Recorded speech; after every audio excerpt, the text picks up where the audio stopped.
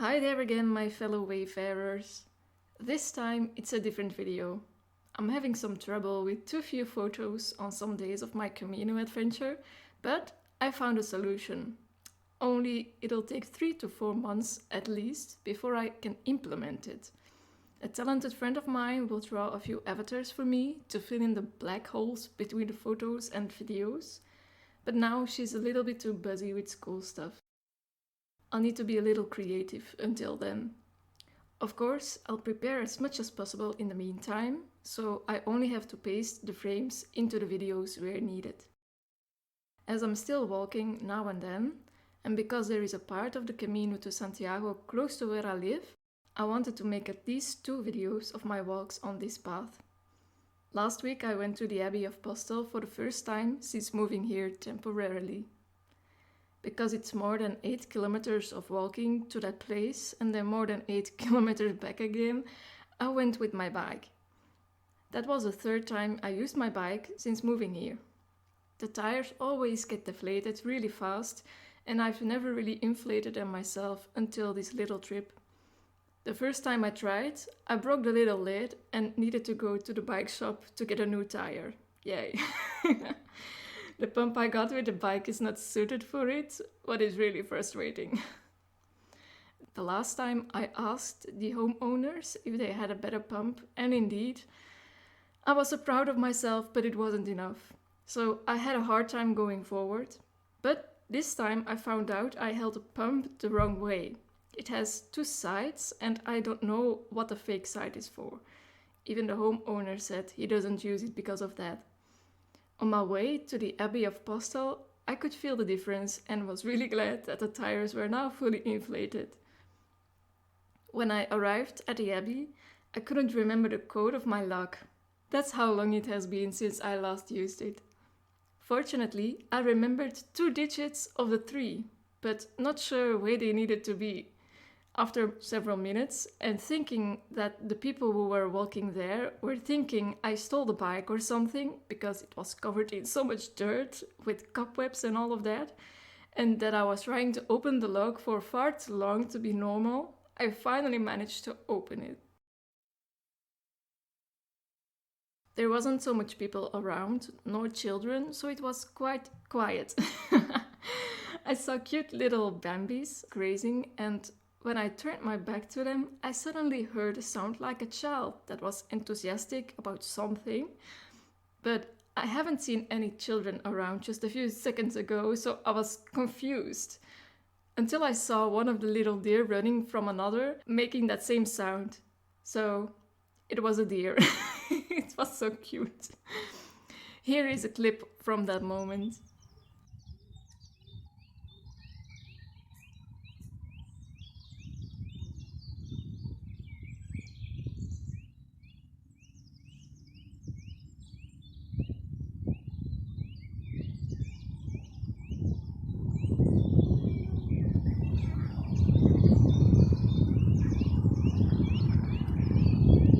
When I turned around again, I saw a big praying bird landing on a tree branch. I tried taking a picture of it, but it flew away to another tree before I could get close enough. Again, I approached it quietly to get a good view and to film it, but right when I started the video, it flew away again, never to be seen again. I blame the people walking too close by for it. Here is a clip for that too. Ik heb net gemist. Doe me toch. This is the abbey where you can stay as a pilgrim going to Santiago. And this is something so typical for Belgium. The non-uniformity of buildings right next to each other. And in fact, I think this is one big building, so it confuses me too. Next to the church, there is a garden where they grow hundreds of different herbs. They cultivate them and turn them into many different creams. I took a picture of interesting names, as some made me think about Harry Potter and others were just weird or even silly. The monks even have a special building with professional equipment to do all this.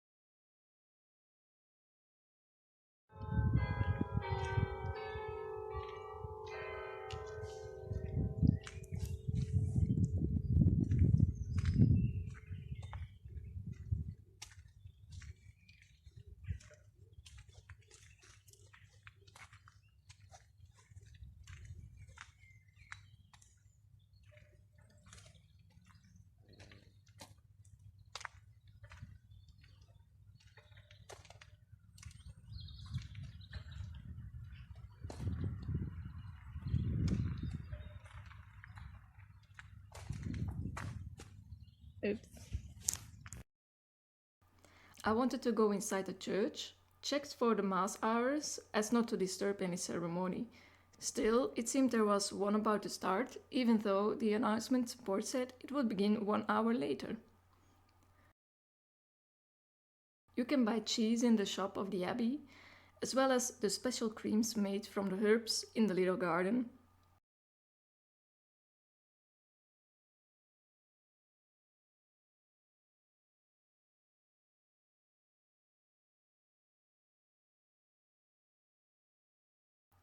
Right next to the abbey there are a few restaurants and even a bakery on the other side of the road.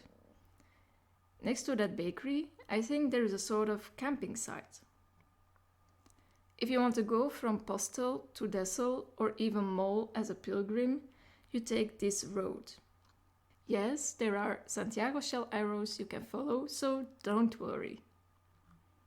Here the arrow says continue on the main road, but I came from the right. There was even a woman with a backpack walking in the direction of the arrow, so I guess it doesn't really matter. The roads will come together again. Like all the roads to Rome. Maybe I'll follow the arrow another time to see how the road goes. From here on, I filmed while riding the bike. Enjoy the view, the sounds of nature, and just ignore the sound of my jacket, bike, and my Dutch. I'll put some subtitles in English so you can understand what I'm saying.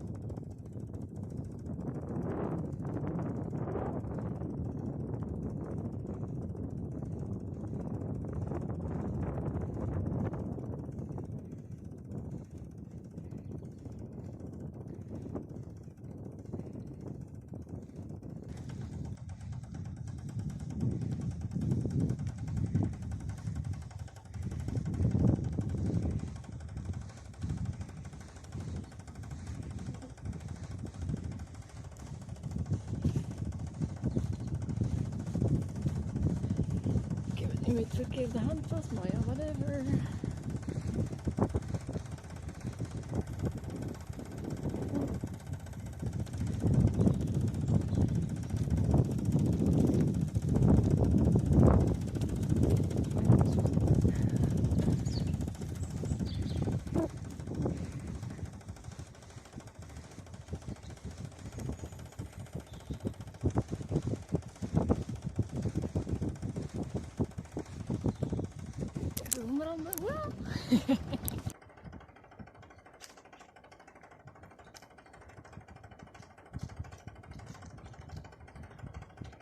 En zometeen komen we terug op het kanaal uit. Dan is het weer naar links.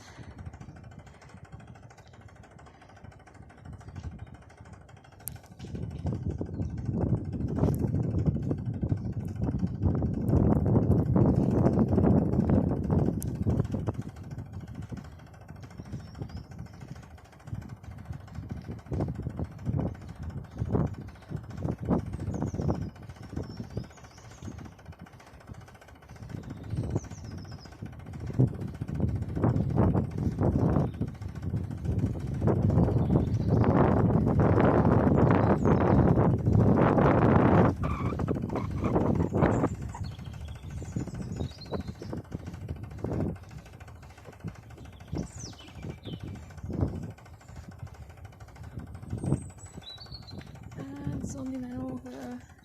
Santiago schelp, yay! En het kanaal. En ik ben niet in het kanaal gevallen, geweldig. En hier gewoon maar rechtdoor. Tot aan de oversteekbrug. Je ziet je al vanaf hier afhankelijk toch. Ik weet niet of dat te zien is op het filmpje. Maar daar staat de Santiago schelp nog eens een keer op. Want in feite moet je aan de andere kant zijn van het kanaal voor rechtdoor te blijven gaan. Verder dan Bessel, richting Mol. En maar ja, die andere kant is niet zo hoog opgewijd als hier. Oh, hier een paar eentjes. Sorry. En ja, maar nog.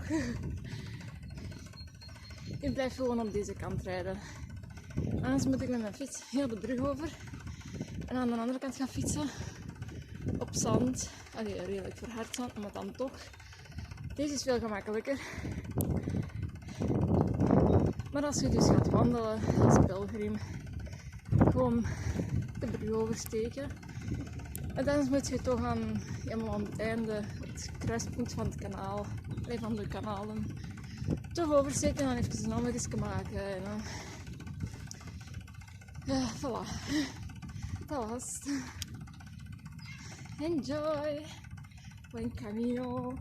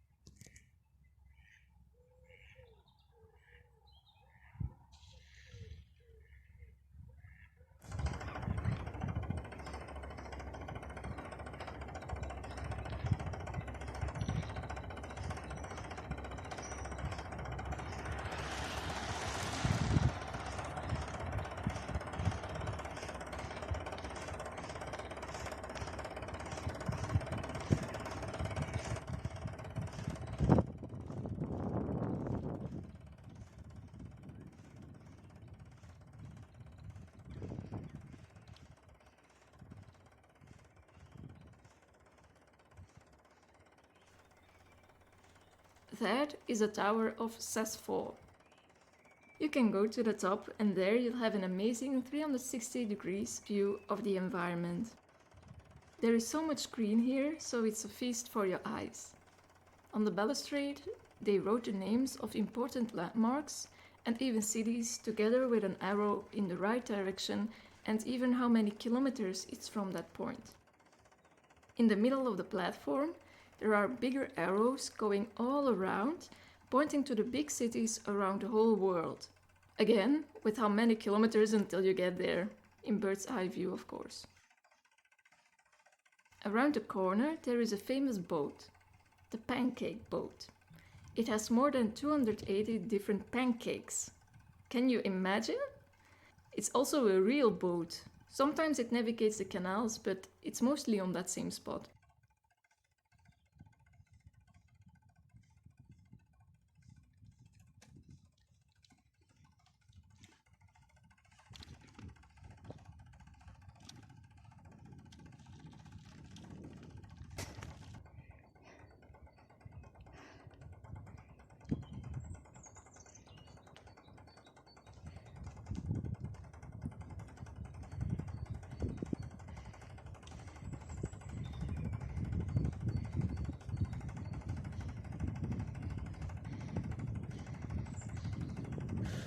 This is the second bridge you need to cross if you didn't cross a canal on the other bridge. On the end, on the right, there is a little playground for children. If you're a pilgrim, you need to go to the left, cross the canal again and stay on the left side, where you find a path for walking and cycling. The evening before departing on the Camino, I was so excited I wasn't tired, so I made a last walk on that road. Maybe I'll ride on that part of the Camino too, to show you the way. Let me know in the comments if you would like that. I'm thinking of walking or riding on my bike on every part of the Camino in Belgium. There are 5 different main roads to Santiago in Belgium, and now I've lived next to 2 of them. The Via Monastica, where I'm now, and the Via Brabantica is close to my parents' house.